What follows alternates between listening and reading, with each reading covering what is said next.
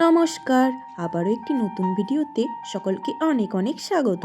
Mobile ইন্টারনেটের এই জামানায় গ্রিটিংস কার্ডের খাতির অনেকটাই কমতির দিকে। আমরা সবাই ছোটোবেলায় গ্রিটিংস কার্ড কিনেছি এবং সেটা ছিল তখনকার দিনের একটা আবেগ। তখন বছরের শেষ সপ্তাহে দোকানে দোকানে ভিড় লেগে যেত গ্রিটিংস কার্ড কেনার জন্য। কার্ড পাওয়া বা দেওয়া উভয়ই ছিল খুবই আনন্দের, যা ছেলেবেলার দিনগুলিকে আরও স্মরণীয় করে রেখেছে।